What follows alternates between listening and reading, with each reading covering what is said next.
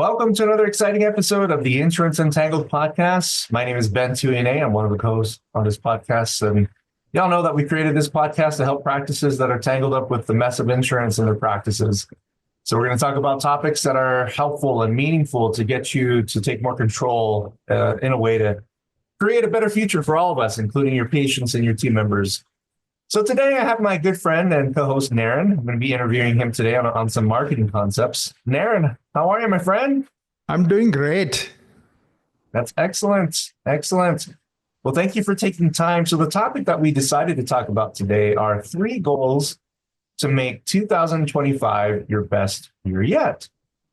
So Naren, let's talk about that. Like if you were to pick a top goal, or at least recommend, what is the first goal that we should be discussing as practice owners for 2025? Yeah, I think the first goal is the goal itself, right? In other words, if you don't have, I'm just looking back at my life. I'm 49 right now. And I guess going back around 15 years ago, every year I would think about what I want to achieve, in the next year. Just thinking that through and like setting a target. And of course, when I was younger, it was all business. When I was like building my business, it's all about, business goals. But now it's more comprehensive. It's, what do I want my relationships to look like, and I get into even details around like, how many trips I should go with my wife or my kids, and how many of those should be with friends versus by ourselves. And so you really start thinking about goals, even health, right? What does it mean? The food I eat and how much I eat. And like, for example, I'm into intermittent dieting. So, so really like having goals itself and like thinking it through, I think makes a huge difference. And the first goal I think I would recommend to a practice owner is this idea that, try to grow at least 10% a year. Because if you're growing 10% a year, every 7 years, you're going to double. What is a fact is your costs will continue to go up, whether you like it or not. So if you don't grow 10% a year, almost you are dying because your expenses are up, but your revenue is not. And now you're taking home less money and less money and less money. So I would recommend that as the first goal for every practice owner, just at the bare minimum. Now, some people might say, oh, why don't I try 30%? But if you haven't even done 10 before, start with 10 and then see how that feels. And then if you from there, go to 15. Now, of course, if you're a really tiny startup, 10% may not be enough. I'm talking about like established practices that has been around for 5+ years.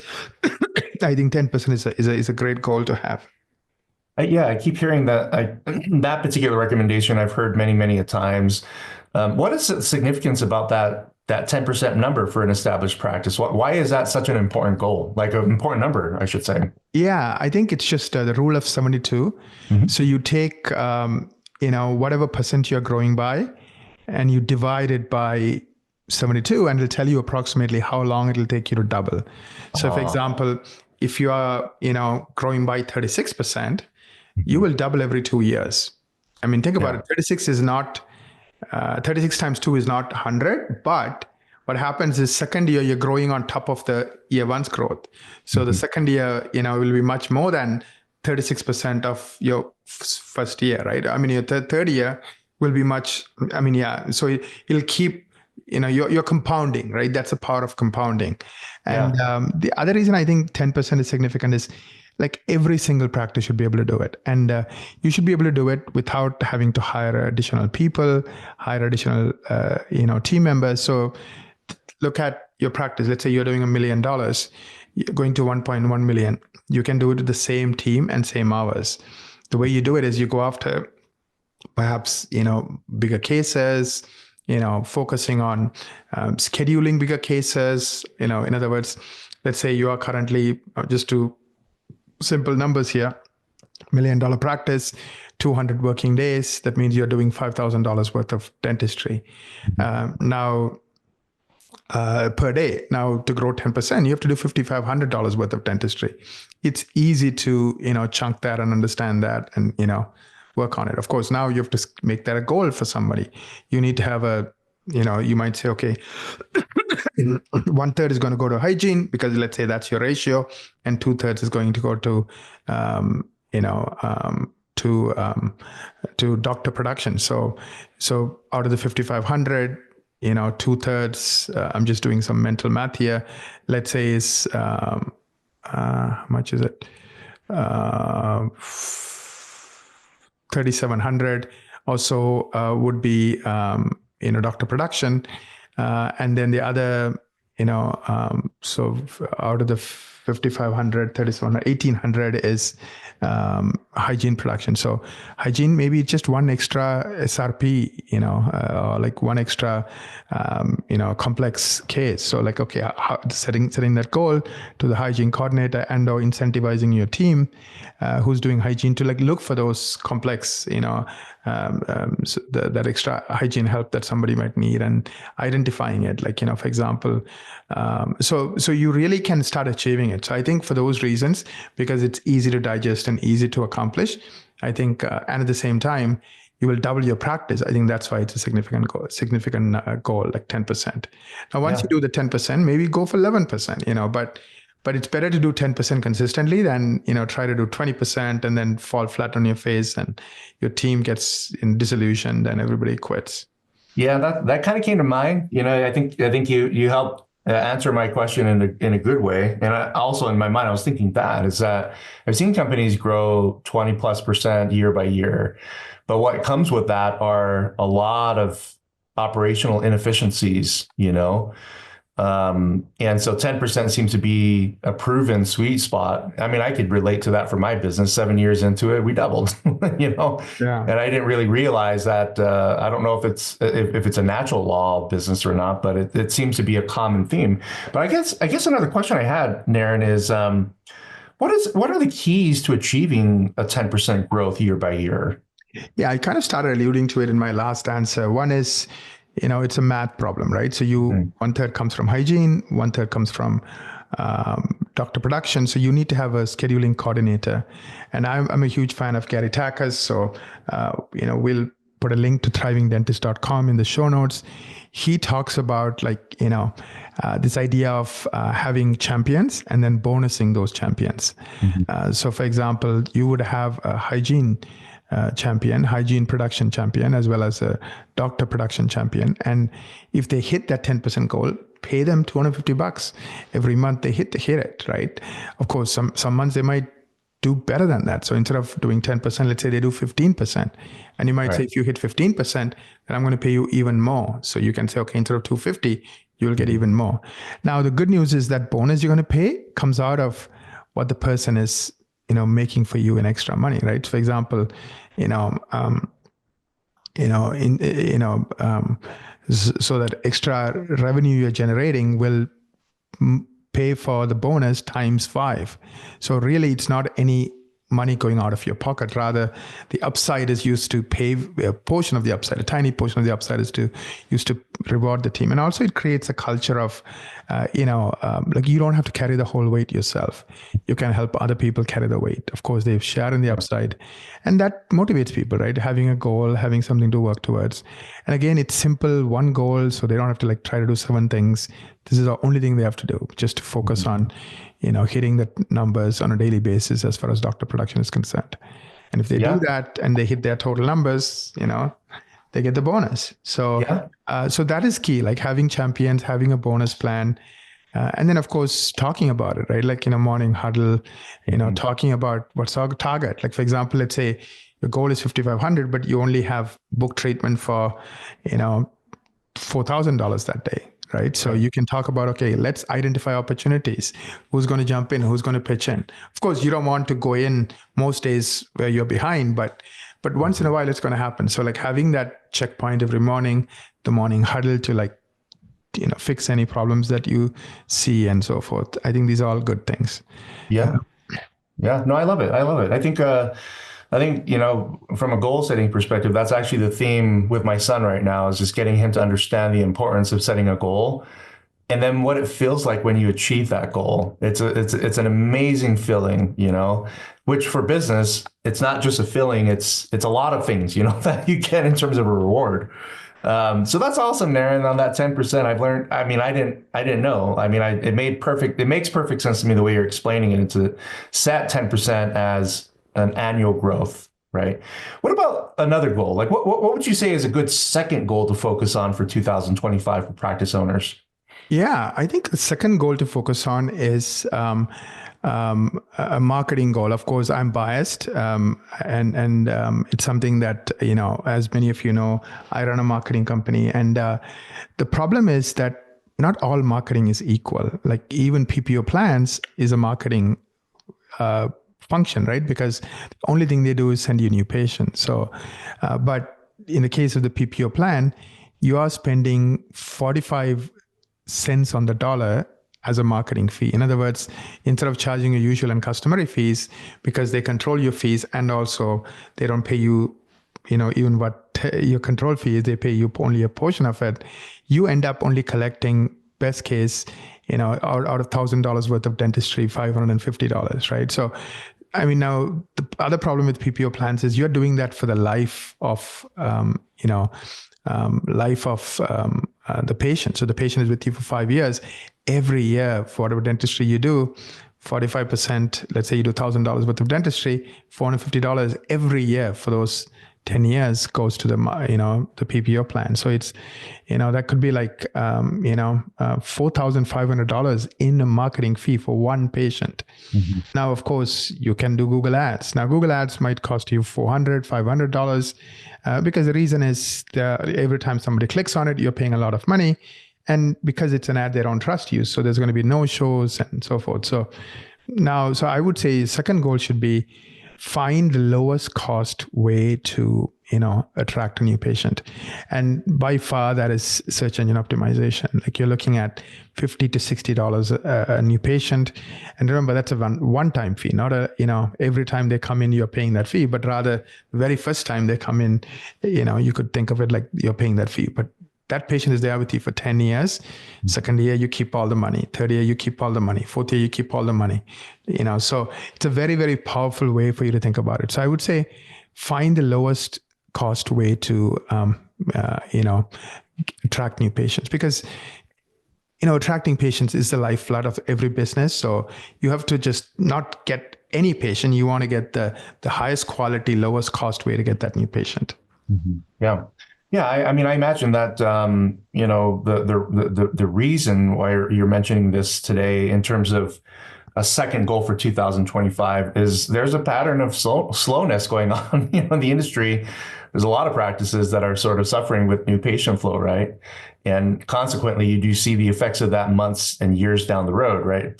Seeing consistent lack of growth in practices. Can you speak to the part about just marketing in general, but more specifically, the part where we're dominating SEO on Google, right? Why do you think that is such an important goal for 2025? Yeah, I mean, I think it's, I kind of already touched on it. It's the lowest cost. I mean, instead of spending in that first example of a PPO plan, $4,500 through the life of that patient in marketing fees, you're spending $60. Mm-hmm. What that means is the extra money you save goes into your pocket. Yep. You're not sharing it. So what do you do with that extra, $4,300, $400 for every patient? Let's say you attract 300 new patients.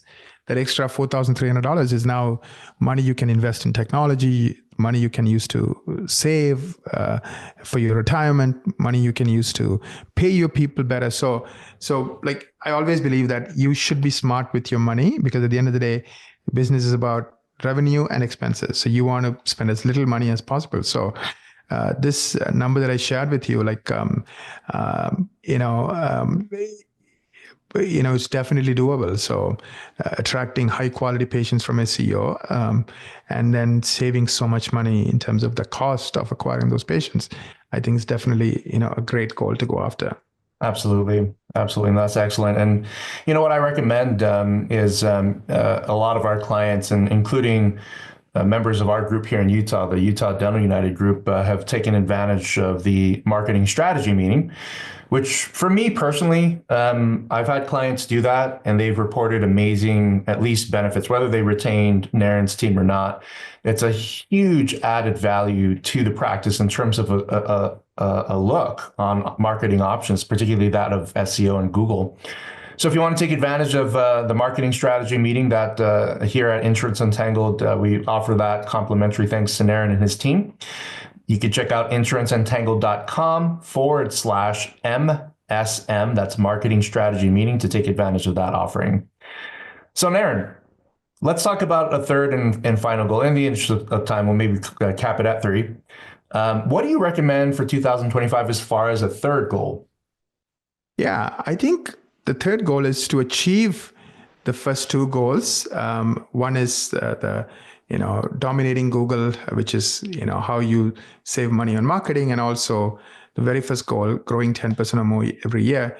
You need to become metrics driven. And,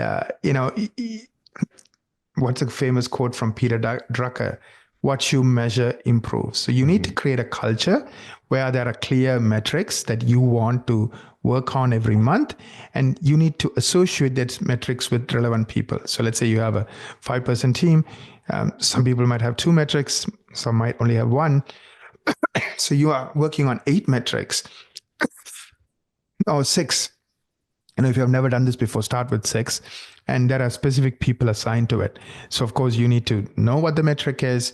You need to assign it to the right person. And then you need to be talking to these people at least once a month to review how they did against the metrics. And as needed, they should be able to come in and, talk about what they're struggling with, how you can help them. So like having check-in meetings for the ones who are, struggling, like maybe once a week or something. Just say, hey, what can we do to help? Like, okay, you are responsible for doctor production goal. What techniques can we use to help you? I would strongly recommend Gary Takacs, who's a resource. He offers a great coaching program, and the website again is thrivingdentist.com.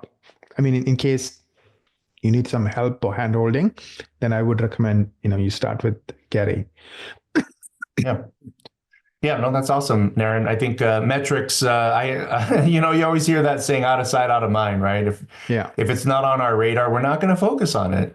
And so that quote that you mentioned, it's actually proven. It's proven that when we focus on something with the intent to improve it, naturally, those are the things in our lives that get the attention and improve. So as far as achieving as having somewhat of a metrics-driven practice, you had mentioned that Gary Takacs would be a good recommendation. So we'll post Gary's website in the show notes.